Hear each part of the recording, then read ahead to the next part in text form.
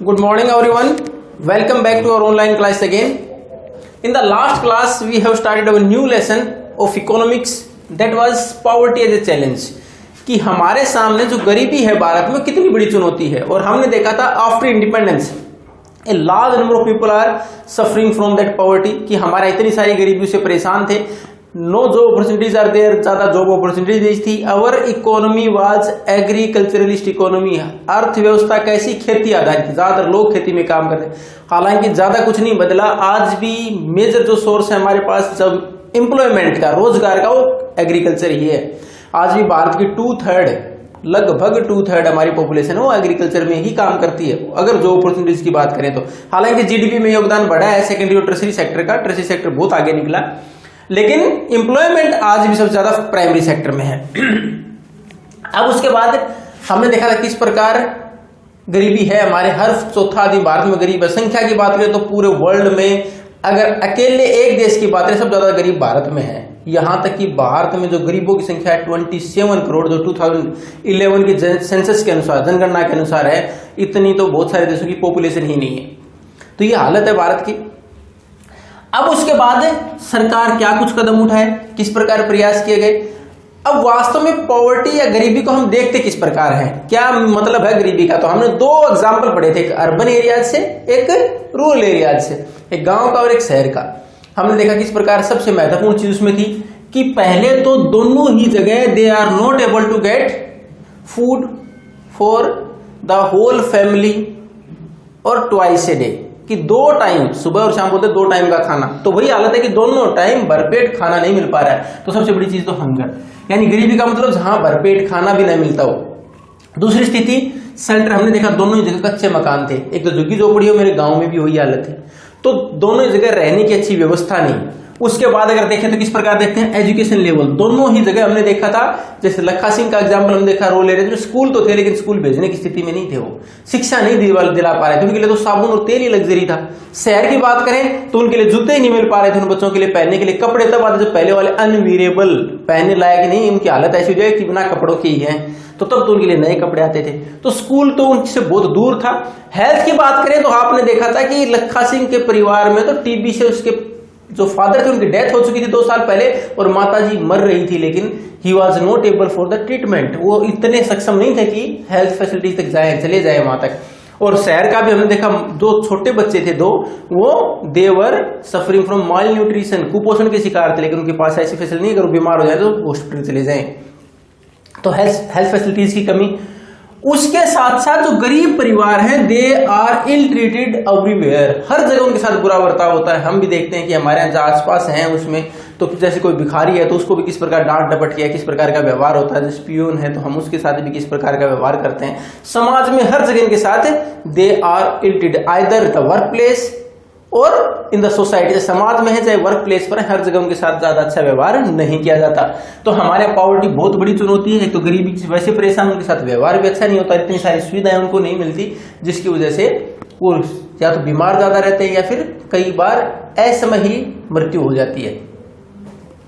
अब हम बात करेंगे कि हमारे यहाँ सोशल साइंटिस्ट, अगर एसएस में हम इस टॉपिक को पढ़ रहे हैं तो हमारे सामाजिक के अनुसार या सामाजिक विज्ञान के अनुसार किस प्रकार देखते हैं इस पॉवर्टी को.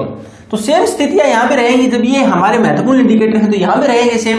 तो हमारे अभी किसके अनुसार देखते हैं, एजुकेशन की बात करें तो लिटरेसी, कि इलिटरेसी कितनी है, गरीबी किसको मानते, कितने लोग पढ़े लिखे हैं, कि हमारे लिटरेसी लेवल क्या है, कितने लोगों तक शिक्षा का हमारे पास अब तक पहुंच चुकी है.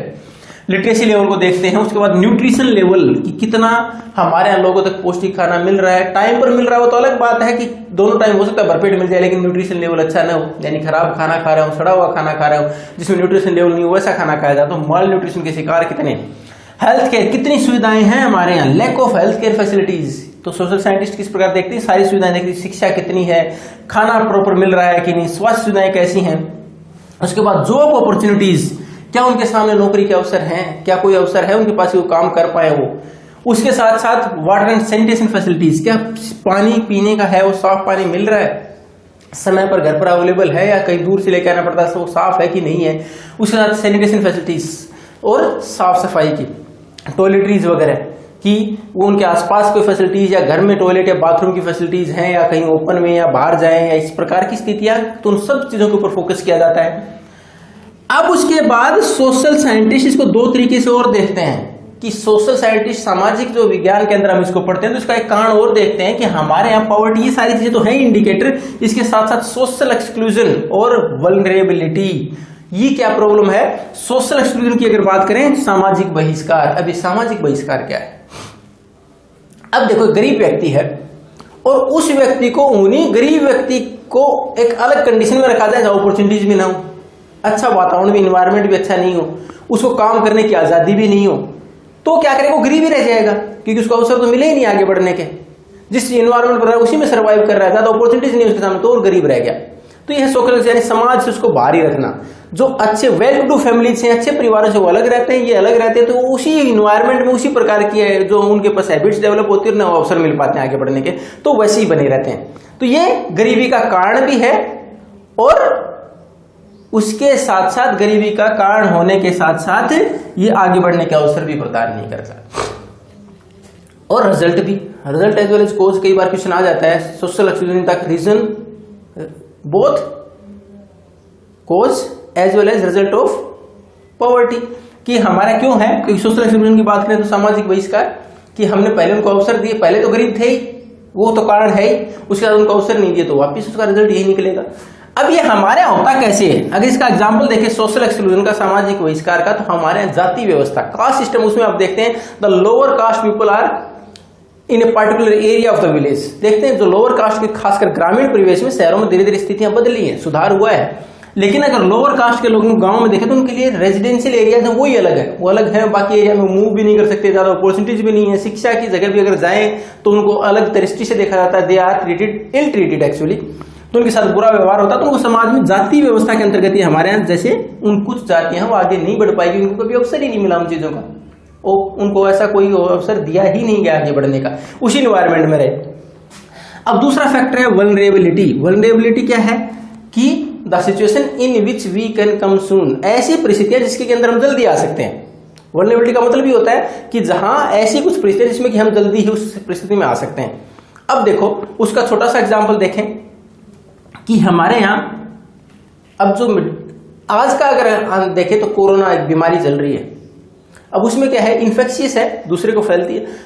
अब आपके पास कोई ऑप्शन नहीं है, आप वैसे ही गरीब हैं, आपको बाहर काम करने के लिए जाता है, उसके बाद आपके पास जो मास्क वगैरह की या सैनिटाइजर की कुछ फैसिलिटीज भी नहीं हो, तो आप वल्नरेबल हैं कोरोना के, यानी आप बहुत जल्दी कोरोना की चपेट में आ सकते हैं। वल्नरेबल का मतलब जहां आप बहुत जल्दी आ सकते हैं, किस वजह से? क्योंकि आपके पास वो फैसिलिटीज नहीं है जिससे कि आप बच पाए।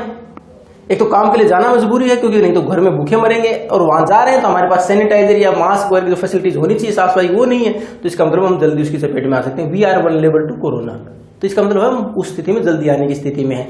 अब उसी प्रकार गरीबी वल्नरेबिलिटी कैसे हो जाएगी? गरीबी के लिए वल्नरेबल कौन होंगे?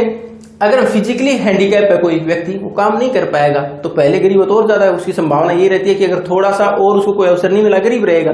विडो है, हम बाहर काम के लिए उसको उपयुक्त नहीं मानते कि विधवा महिला बाहर काम कर रही है, वो फिजिकली अगर हम बात करें तो इस प्रकार के लोग इंडिविजुअल तौर पर, व्यक्तिगत तौर पर।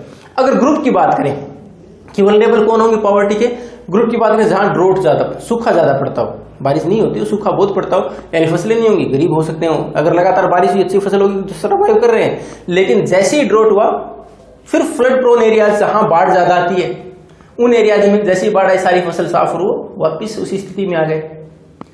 जहां अर्थक्वेक ज्यादा आते हो, जो हमारे पास जिस प्रकार की ये परिस्थितियां हो जिसके अनुसार कोई व्यक्ति जल्दी उस स्थिति में आ जाए, तो क्या है, हमारे वल्नरेबल है उस स्थिति का, तो वल्नरेबिलिटी है हमारे यहाँ। तो हमारे यहाँ पॉवर्टी को किस प्रकार, गरीबी, पहले तो ये सारी फैसिलिटीज नहीं हो, गरीबी है। सोशल साइंटिस्ट भी ज्यादा सारे फैक्टर को काउंट करते हैं कि एक व्यक्ति गरीब कब होगा, जिसके पास इतनी सारी सुविधाएं नहीं है।